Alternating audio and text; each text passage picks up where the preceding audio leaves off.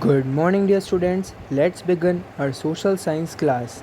In continuation with history, chapter 1, French Revolution NCRT. Today we are going to start with our new topic, that is the revolution in everyday life. Here we will be discussing the role of Napoleon in French Revolution and how was he executed, where did he lost the battle. Also we will study a year about censorship.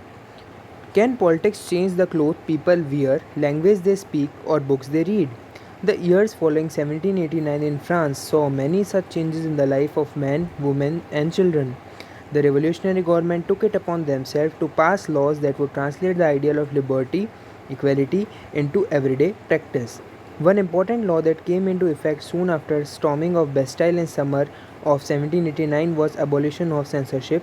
That was the old regime. In old regime, all written material and cultural activity, book, newspaper, plays, could be published or performed only after they had been approved by the censors of king.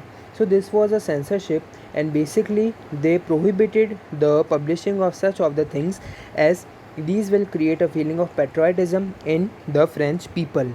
That's why they did not want these books to be published. The censor of king did not want it, and hence they prohibited for this publication. Now this censorship needed to be avoided, and that's why its abolition took place after 1789. Now the Declaration of Right of Man and Citizen proclaimed freedom of speech and expression to be a natural right. Newspaper, pamphlet, book, printed picture flooded the towns of France from where they travelled rapidly in the countryside. They all described and discussed the events and changes that had took place in France. Freedom of press also meant that opposing view of events could be expressed. Each side sought to convince the others of its position through the medium of print. Play, song, festive processions attracted a large number of people of France. So these all the things, as censorship was abolished, then these all the things took place at a great scale, and we see many people were inspired.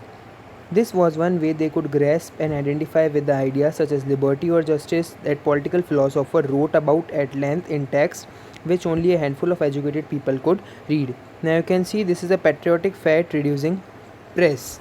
Now this is an anonymous print, that is anonymous means the painter of this painting who is unknown, of 1796 to make the idea of justice tangible.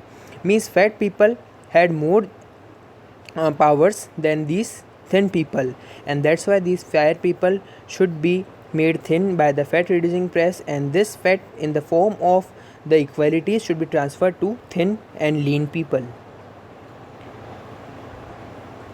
Now, what was the conclusion of French Revolution? In 1804, Napoleon Bonaparte crowned himself Emperor of France. Now, this is an important question. He set out to conquer neighboring European countries, dispossessing dynasties, creating kingdom where he placed member of his family.